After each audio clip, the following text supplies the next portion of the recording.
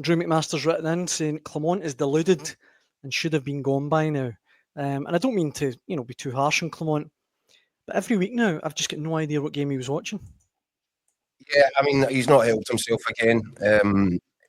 He has this habit of kind of taking a bad situation and making it worse every time he speaks. I don't think the Rangers fans are having it anymore. I mean, he's mentioned, Daniel, the kind of stuff that he trotted out after the Queen's Park game about 30 shots, that was almost like trying to justify the performance level or suggest that Rangers were in some way unlucky. If that's the case, how many shots did Hearts have at the Rangers goal today? It would have been up there, 24 or 25. Something like that, yeah.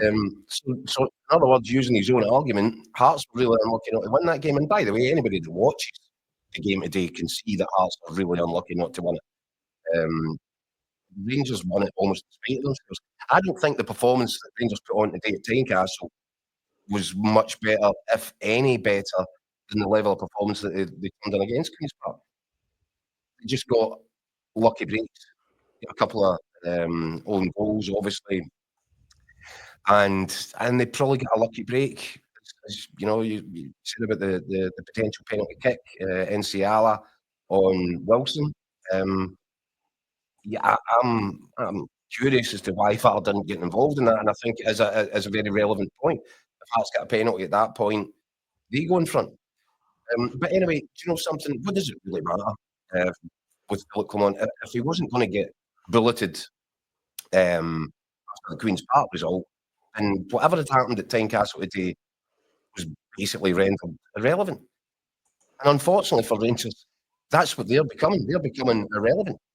And they have a board, and I know the fans were turning up the heat a little bit and singing songs about Rangers being in the wrong hands. Well, that's directly at Patrick Stewart, Fraser Thornton. These were the guys that were coming into the club, and they were supposed to give it a sense of direction and leadership. They're the invisible men, just like the guys that have joined in the boardroom. And this refusal to actually drag Clement and try to take the bull by the horns and deal with this situation just means that this is what Rangers have got to look forward to between now and the end of the season. Just one meaningless match after the next with a European tie thrown in there. And that's it. Aye. As Andy says, on Friday we find out who Rangers play in the next round.